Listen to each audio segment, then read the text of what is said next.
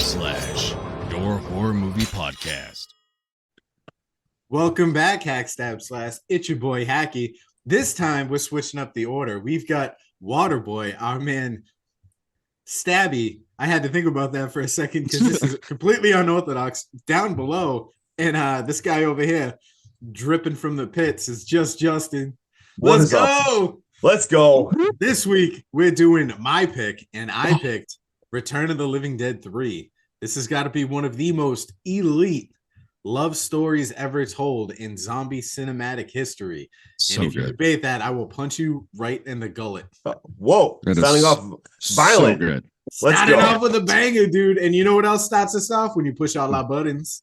When you hit that subscribe. When you like, share, subscribe. Give us a high five. You won't do it. Let's go. Yeah, dude. Come hang out with us. Come chat with us. Let us know what's going on. And mix it up. We love that shit. But hell yeah. Before we get too crazy, let me ask your expectation ratings on this rewatch because I know both y'all motherfuckers have seen this movie. Oh yeah, I mean, I've watched all these. Like, I watch them at least once a year, probably. All the Return of the Living Deads. They're just such a staple for me in horror. I'm gonna give it a 9 because I mean, even if people hate this movie, hate what it, I absolutely love this. Honestly, this genre is so awesome. All right, now that Justin has gone peed, reapplied some deodorant, and put on his horror fucking button up, what was your expectation rating on this rewatch? My expectation rating was probably a 7.8, I'd say. I've seen this. I mean, obviously, this was actually on my original list for this month because I joke around saying it's the greatest love story ever told in cinematic history. But I'm not gonna lie, it actually is a really good love story. A very tragic tale of love and zombies and gore. So 7.8. Burn a fun fact real quick. The kid who plays Kurt actually did a ton of homework on Romeo and Juliet, and he thinks that's why he got the part. Wow. Really? Yeah. You know what? Hey, let's burn another fun. You know what? We're hitting you up with fun. You know what? Hit I'm right off the bat. I got another fun fact. I'm gonna burn one more fun fact in front of Justin. This film was actually shot and filmed in only 24 fucking days, dude. 24 days they made this movie. Insane. Very fun fact, kind of rude as well, but we're just going to keep moving along. I'm going to give you another fun fact. Paul Rudd actually auditioned for Kurt. Yes, Paul Rudd. I had that in my fun fact. Actually auditioned. I did see that too. That would have been a little different. Yeah. So, what was your expectation, Sean? And then let's just jump right into this and let's get moving right away with Waterboy. But go ahead, Sean. My expectation rating was a 7.5. I'm surprised I'm the lowest out of you guys. I have not watched this movie in quite some time.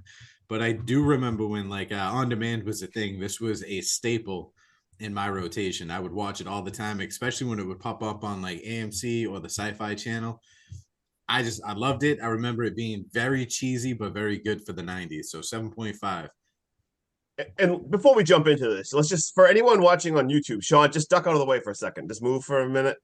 Look at that. Yeah, that's kind of, he's kind of big. He's still a little in the picture. But anyway, my bad. I'm sorry. But for anyone even just listening on Spotify or anywhere out there, if you haven't seen the cover of this movie, just go look at the cover. I mean, She's to Die For, this badass zombie girl with spikes everywhere. Back in the day, you're seeing this cover, you're watching it because it just looks absolute badass. So, I mean, that's the reason I even watched this back in the day. I saw this one, but obviously everyone loved Return of the Living Dead. But this is a bunch of different movies, but this is the third one. And I watched the third one before even the second one, just because, I mean, the most badass cover ever. All right. Honestly. She was actually one of my first crushes in horror movies. Yeah. I'm not even afraid to say, it wasn't even the nudity in this movie. It was just the badassedness that she portrayed. When she was just trying to, what'd she say? She uses the pain to numb the hunger. It's the nipple rings. Yeah, it was crazy. All right, take it away, Waterboy. Let's just jump right into this. Let's go. All right. Put on them nipple clamps and let's go. Whoa, calm down, everyone. Calm down. There's a lot of that in this episode. Yeah, please everyone take a deep breath. Cold shower. Let's go. Deep breaths, cold showers. Let's go. So we start off with an aerial view of the military base transitioning to some cubes where experimentation is being held. We meet Colonel John and Colonel Sinclair, who is Sinclair being from Washington, reviewing John's work, and she has some plans of her own for a steel exoskeleton to control zombies.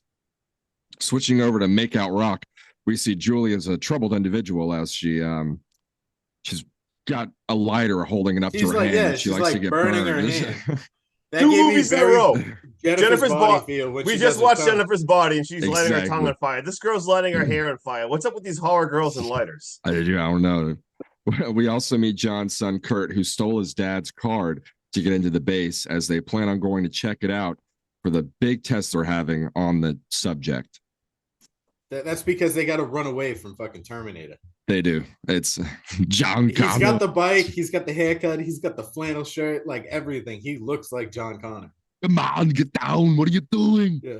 Eat my brains if you want to live. God. I'm so smart. You can withdraw. Fucking Christ. All right, guys. God, it's so cool. I bet they're cutting up some animals or something. Back at the base, we see Bane from Batman and Robin before being pumped full of venom. John and Julie arrive at the secret military base. And for those who don't know, all you have to do is just say that your dad works there and you can just go right through the gate. No problem. Yeah, no hesitation, no nothing. They didn't call for clearance. They just waved him on through. There wasn't even like the security checkpoint didn't even have a gate. No, it's just a dude. It's like, hey, your dad works here? What's his name? Oh, okay. Yeah, I know. Yeah. Yeah. Hey, these are all used fucking U-Haul trailers that we have, connected to each other, and that's how we're running these experiments. They use these, walk on through. That's fine. They use these for the set of the cube later on.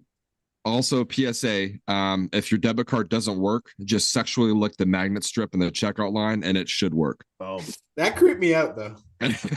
That gave me an eerie feeling. Could you imagine just doing that in the checkout line? Oh, that's how COVID started. Right. They climb on top of the cubes to go and try and sneak a peek at the tests being done. And we see a crematorium burning up some body parts. Time to pump this baby up with some trioxin. We got Chunk from the Goonies comes back to life. And since Julie was on top, and he's tilting his head back. Also, PSA, make sure to draw a bullseye on the forehead just in case you forget where to shoot. It's so ridiculous. Did you see the size of that man's like bikini room area?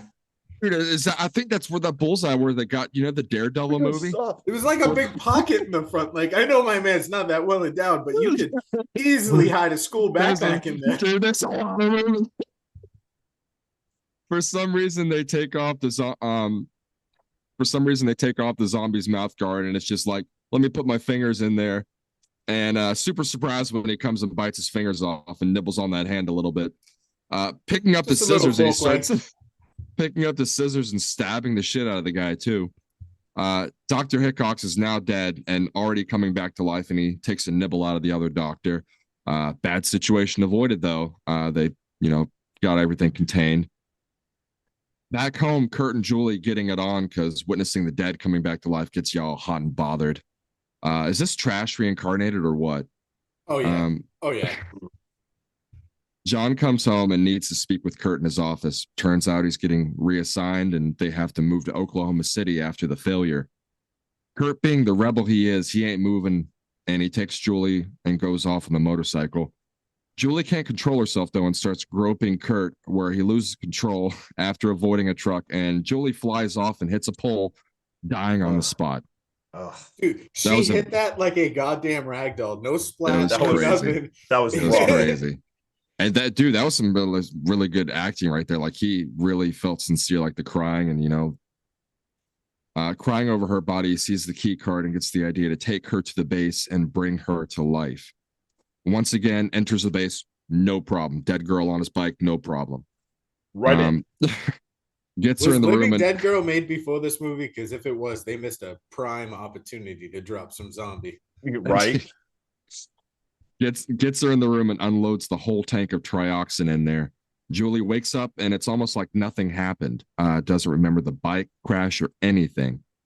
Kurt, not realizing that he released a zombie out of that barrel, we see the grossest zombie yet, which seems to laugh and sound like a turkey as it tries getting Julie and Kurt, pushes them off.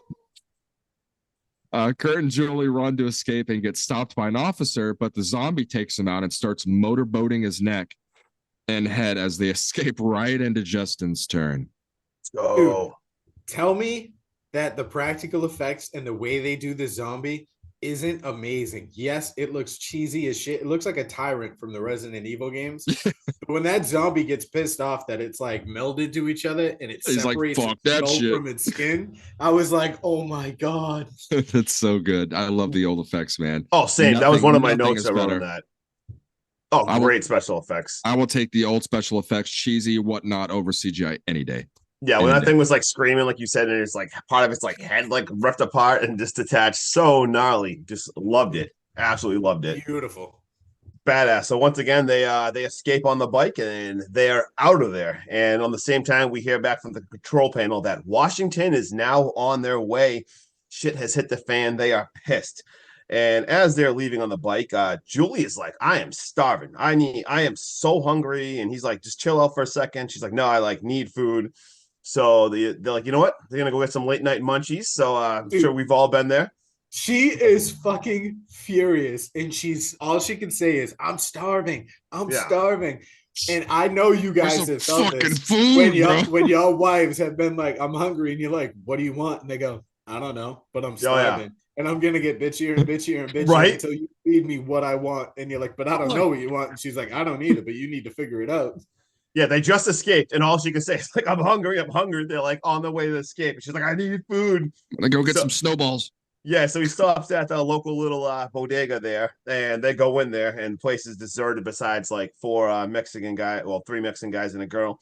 And she is just eating all the snacks. She's grabbing those, just everything. She's ripping them apart and just sitting there on the ground, just eating everything. And these guys, of course, are all of a sudden they're looking at him like, what the hell? Like, you feed this girl? Like, what is going on, SA? Do you like, even feed her, Holmes? yeah, like, what is wrong with her? What is wrong with this girl? Like, she is losing her mind. And at the same time, as they bump into each other, shit starts to go down. These guys end up starting to rob the store after the store owner is just like, yo, you guys got to get out of here. Like, what is this girl doing eating here? Why are these guys in my store? They end up robbing the store. They end up shooting the owner, and then they run outside. They knock their bike down. And as this is happening, they're all kind of pushing around, and Julie grabs one of the guy's arm and bites this dude's arm. And now it's just chaos. They now need to escape because the Mexicans escaped, and they grab the van with the store owner, and the store owner comes out. So they're like, you know what? Hop in the van. Did you see the fucking store owner? He comes sprinting out, and he just holds his keys to the window. Like, I know you guys are trying to steal my shit, but if you drop me off at the hospital on the way there, you can have it. Yeah, he's like, can I come too? So at this point, never mind. I go with them. yeah. So this dude jumps in the back. So they drive away. So now all of a sudden the cops are coming. So now we got a good old chase scene going on here. And now Julie's in the front, and you see her. She is like stabbing herself, like cutting herself just for blood, and like licking herself. And now all of a sudden, the store owner is jumping in the back. The cops are chasing him, and he opens the door and is like waving to the cops. And this dude's Don't shoot me! Yeah, don't shoot! This dude It's gets shot in the okay. head. Yeah, it did not go good for him. He is shot in the head. So now Julia jumps in the back, and they end up stopping. And all of a sudden, you hear like they pull down an alleyway, and everything is stopping. Like he hears Kurt's like, "What is the sound?" He turns around. Julia's in the back eating Giving this him dude's. head. Yeah. Oh, that was a good one. Eating this dude's brains. Like, holy shit! This just got real. Like Kurt is like, "What is even happening? Like, what did you No. do?" Is that where they got that comment where they like saying getting brain? Maybe. Oh, damn! Maybe they all watched this movie, right? Exactly. So then at this point, the cops end up coming back. They fly down there, and they end up. There's two cops going around. They end up opening the van, and they store the store zombie. The guy is now a zombie with his brains on. He is now a zombie, and he kills and eats one of them. Dude, again with the practical effects. This Oh, store yeah. owner, dude, he looks like he's got a flat top for the ages. Oh, It's just clean cut. Yeah, you got to can see his it. brains and It you, is you have to badass. watch it to believe it. It's The shot beautiful, the blood. transitions though, like he'll have brains and then he won't have brains in a shot, and then he'll have brains. Yeah, it's pretty gnarly once again. And at the same time, now The government arrives. They're all pulling in. Kurt's dad arrives, but Kurt and Julie are gone. They are on the run now. No one knows where they go. So then we see Julie talking to Kurt again, and they get into another fight, and she is just feeling weird and everything, and just can't help herself from eating brains. And she's basically like, you know what, you should have just left me dead. They get into a big fight. He loses her, and then they look on the bridge. What's up? Dude, the way he screams at her and he's like, is that what you want? You want to be dead? Look at you. You're disgusted. And he like angrily just turns his head away. I was, honest to God, I was waiting for him to turn his head away and go, tonight will be the night that I would fall for you. So, seriously, the most emo thing ever. Like he doesn't even storm off right. He just takes a step to the left and looks away. Looks away. Like mom denying you of going to the party. Right. Oh, fine, mom. Stops away. Then we get the angry bridge scene. He finds her on the bridge, and she's on the outside of the bridge like she's gonna jump in. And she does. She jumps off the bridge and splashes into the water. And Kurt freaks out. He runs down looking for her. He's in the water now, just trying to find her. Meanwhile, we see he's being followed by some crazy person. And we have a quick flash scene to the Mexicans driving. And this dude is struggling. The guy in the back is freaking out, like holding his arm. They give zero fucks about him. They're like, oh, we got to find this chick, man. They bit my fucking arm, dude. Yeah, like, what is wrong with you? And like, they think maybe rabies is thrown up there. Like, yeah, this bitch bit me. And I don't know, man, rabies or something. And they're just like, we got to go find her. Like, and they know, they're like, you know what? The only way out there is through the sewer, is to the river. That's the only way out. So they're on the way to the river. And meanwhile, Kurt now is still walking to find her. We see some crazy dude following him. This dude is rambling about crazy shit. I've seen crazy stuff. He is singing. I seen a woman drowned in the lake, and she done come up 6 feet later, and she ate his stomach. Yeah, this dude is just saying nonsense. And then once again, he finds her again, and he ends up saving her again. And this crazy dude can't even believe it either. And all of a sudden, the Mexicans find them, and they're parked kind of way, yelling at them. And this crazy dude just like, you know what? Follow me into the tunnel. And this guy is just screaming for no reason at all. I absolutely love this guy.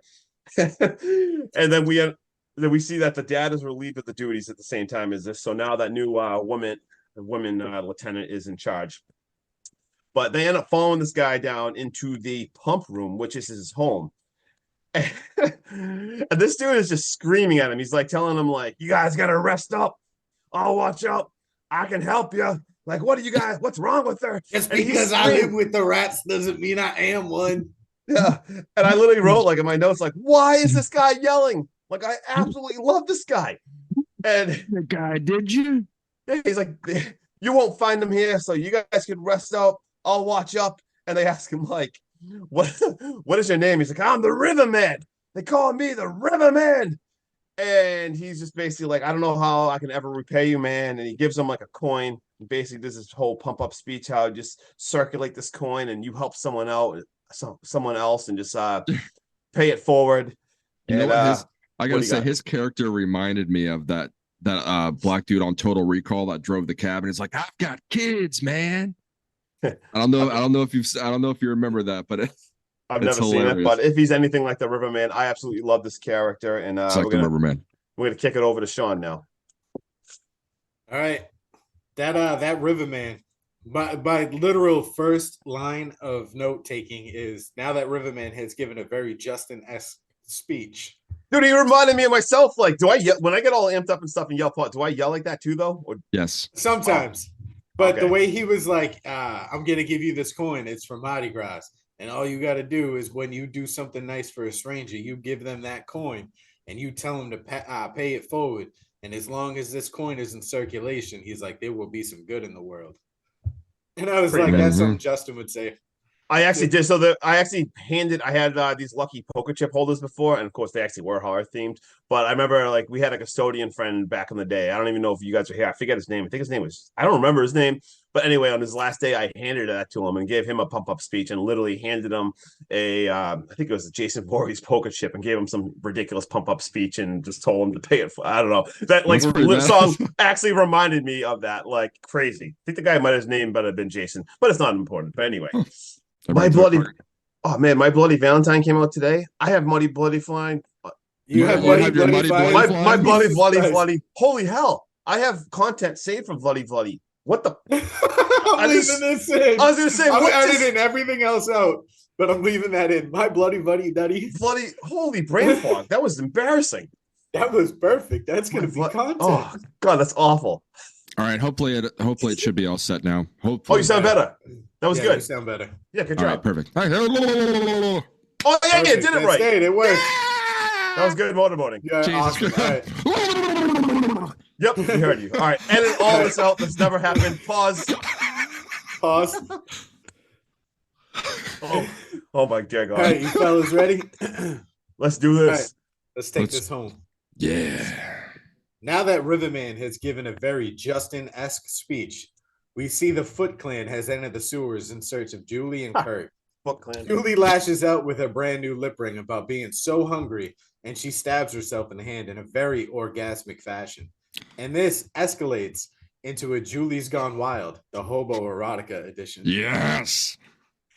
Mijo Oh, God. S. Kruger and the Foot Clan continue their search as well as Kurt's dad and some other soldiers.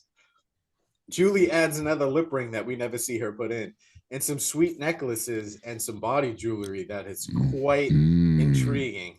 Senor S. Kruger wakes up the Riverman and starts to drown him, trying to find Kurt and Julie in the process. A fight now breaks out, and Kruger has Kurt down on his knees at gunpoint, and he's just screaming at him. Julie shows up now in the most badass final zombie attire we have Bro. ever seen.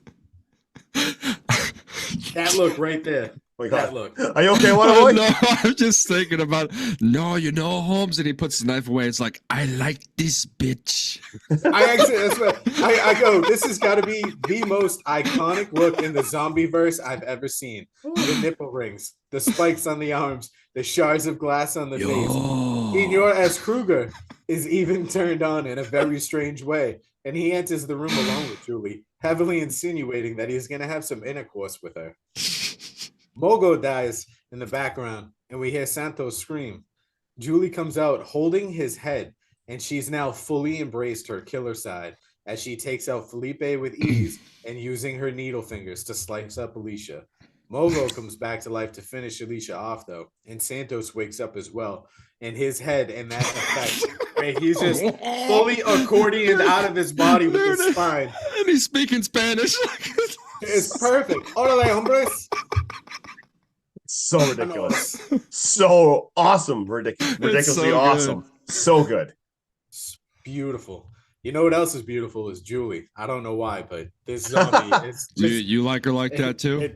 I Whoa, don't know. calm down. All right. So now Those the senior nipples, Kruger, Holmes. Okay, let's keep it moving. 7 feet tall.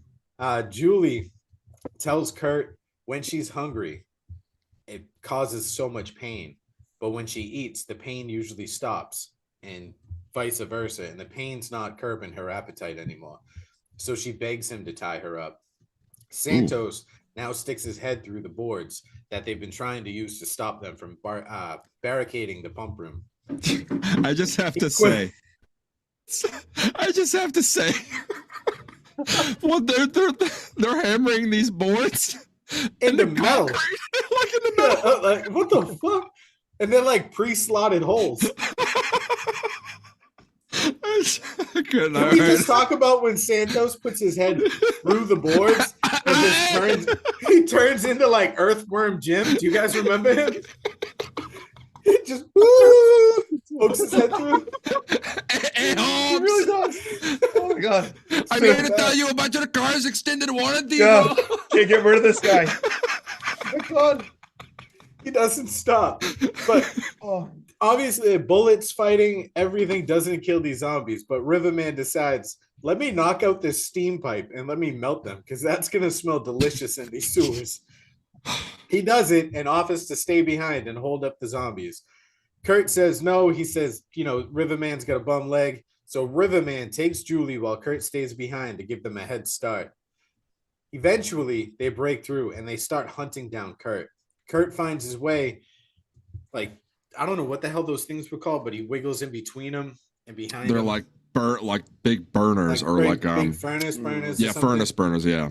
Yeah. So he goes behind there and he narrowly escapes these zombies and he catches up and he sees Julie and she got very hungry and figured a hobo shish kebab was going to be on the menu. She takes out Riverman and just eats. She up. basically eats his body in half. Yeah, it's rest in up, peace, yeah. Riverman. Riverman. Kurt's pissed though because him and Riverman bonded over that coin, and he knocks her to her senses, literally with a board across the face. And she's like, "Why'd you do that?" she gets like her emotions are out of control, and she's begging him to either kill her or stay with her or something. And he's just a mess, and I feel bad for Kurt because this man is torn apart. It is awful. But his dad shows up just before Julie can do any damage to Kurt, and she shoots him with those freeze ray bullets or whatever, that thing that looks like a gargoyle when it sees sunlight, it turns it into stone. Eventually, it's a walker like from the Game of Thrones. This yeah, but Julie gets the same fate, but she's in the middle of begging Kurt not to leave her, and Kurt is just a fucking mess. John and Kurt now have a nice father-son moment back at the base, but Kurt is still concerned with Julie. And this base is on such lockdown after all these incidences breaking out that Kurt just casually walks away from, 3 high-ranking officials that are in the middle of a conversation. Kurt sees them putting together a man using like prosthetics, and this is where the exoskeleton zombie comes in. He stumbles across Julie in the process, and he is absolutely horrified, and she is too. The screaming was the Colonel. Sinclair, she was like drilling into the Riverman's head. And that's where the screaming came from that drew Kurt to like go see what was going on. But a scientist says Julie's next, and she's nothing more than a killing machine powered by meat. Kurt snaps, and he tries to break Julie out. And because this base is top-notch security, he's able to rip the lock off the cage with his bare hands. One tug. One tug, everyone knows the rules. One tug and done. In the distraction, the zombies are looking at Kurt breaking Julie out, and they accidentally set Riverman free. And he just starts wreaking fucking havoc. The scientist with the shotgun is also just an absolute terrible shot and deserves everything he got because it's his fault. He didn't put the time in on the range, and he gets got by River Zombie Man. How do you fuck up with a shotgun? I mean, that's got a wide range. Yeah, that was bad. Sprays bullets, and Riverman is no more than 5 feet from you. That was rough. Alarms are now blaring, and the canisters are bursting at the seams. Zombies are everywhere, but Kurt pleads with Riverman, who opens the door for them and lets them out. Colonel Sinclair pumps Riverman full of buckshots. Not too soon after that, though, she's consumed by the zombies coming out of the canisters as well. John is running around like a madman looking for Kurt's dumbass. And in the process, Kurt gets bit. John finds Kurt as they run by, and he's like prying open this door with a fire extinguisher. And he's begging Kurt to come with him and to leave Julie behind. Kurt says he can't go, and he shows him the bite mark. Kurt now takes off with Julie, and John is forced to leave them behind.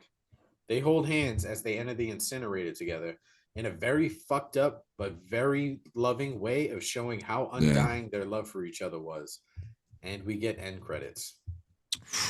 What a way to go. Seriously, man. That was like beautiful and touching, but so disturbing in the same way. Seriously. That was, it was different. Yeah. Like if I'm John, I might wait until I'm like turned and dead so I don't feel that pain like a human. Yeah, because that. You mean Kurt? Sure. No, John. Kurt. Yeah, I keep saying John because I keep thinking of John Connor. Yeah. I was like, did I watch the wrong movie? Yeah. Well, the dad's name is John, so I have John written under the notes, and every time I see John, I think of John Connor. Yeah, Romeo and Juliet. People say that's the most tragic the crematorium. love story. No, it's Kurt and Julie, man. Kurt and Julie. I actually think there was different names they wanted for this movie because they said that Return of the Living Dead 3 was too long. And Brian Hughes did not want it like that. He one of the things he wanted to call it first, they wanted to call it like Mortal Zombie, and then they wanted to call it literally Kurt and Julie.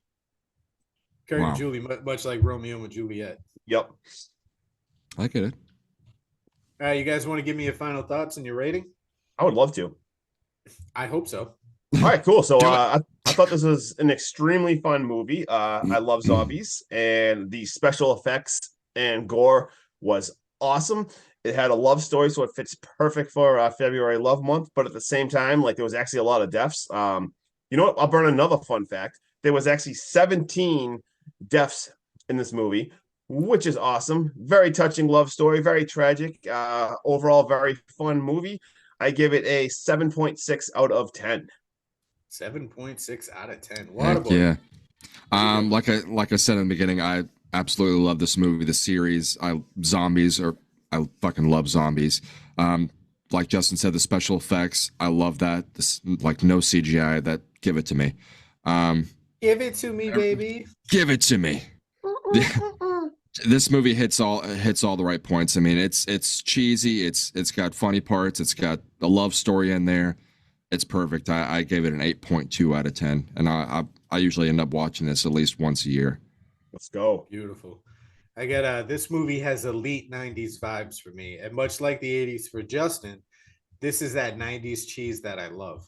The practical effects are amazing, the scores are on point, even the over-exaggerated trash on the streets and the excessive fog in every chance they get is mint. Right down to the dialogue and the acting and even the hairstyles. It scratches all those nostalgic feels for me. This movie, for me, is an 8.7, mainly because it's a wonderfully told love story in horror, but rewatchability is top notch. And I absolutely love the fact that the expectation ratings went me as the lowest, Justin as the highest, and no, Waterboy is the highest. And we just basically went in reverse order. Complete reverse. Complete reverse. Do you guys That's got any still fun good. facts? I got a couple. God, I had like 7 written down, but we burnt. Hold on, let me see if I burnt think a I couple. said every single. Yeah, I deleted them as we went. Yeah, I was gonna say you can go ahead. I burnt almost Yeah, you can all go ahead. mine. So makeup artist Tom Rainone says that Clarence Epperson, the first animated cadaver in the film, was a homeless vagrant who demanded more money, a limousine with escorts, he wanted escorts and a limousine and to be treated like royalty as the shot got closer. Did you guys know that? I read that, and I was hoping you brought that up. I actually didn't write that down, but I read that, and that's absolutely outrageous. Shoot your shot. Yeah. Shoot It your was shot. like, all right, this You can't- homeless you can't- man fits the bill, and he was like, I want a limousine, I want all green M&Ms and a couple of hookers. Right? You're literally playing a zombie. Yeah, for Yeah. 10 minutes. Right? You have 10 minutes screen time as a zombie. But remember what Wayne Gretzky said. You miss 100% of the shots that you do not take. Shoot your shot, Exactly. people. Shoot your shot. Exactly. Circulate So, that coin. Worst thing they can say is no. So shortly after the film's release, Brian Usna had expressed interest in writing a fourth Return of the Living Dead sequel. It was to have taken place directly after the events in 3, with the zombies somehow having escaped the military base and running amok in LA. I think that would have been That would have awesome. been cool. That would have been awesome. Like, give you very like escape from LA type feels if the Mhm. zombies broke out. I think that could have been a movie to watch.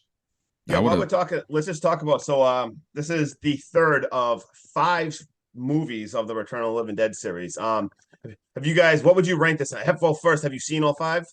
I've seen 3. I've seen. 1, I've 2, seen. and 3. I think I've seen four of them. Well, Yeah, as I say, I've seen 5 of them, and I'll even give you my bonus ranking. So obviously, I mean, Return of the Living Dead that's number 1. That's like one of my favorite movies ever. But I'd honestly say that this part 3 is the second best one. I think it's by far. And my rankings go 1, 3, 5, 2, and 4. 4 was just dear God, but Atrocious. it was so bad. I mean, 5 was pretty stupid too, but it was like a return at the it was like a rave thing, and Yeah, it was like pretty. rave to the grave, right? Yeah, so that was actually, it was like stupid fun to seeing everyone at the rave. It was like a new thing. Like 4 was just kind of generic. I think it was called Necropolis, and it was shot at the same time as 5. They were shot at the same location too, in like Romania and near Chernobyl actually. But I think I've seen rave to the grave. it was fun. It was Yeah. they like, I'm pretty sure like the trioxin too.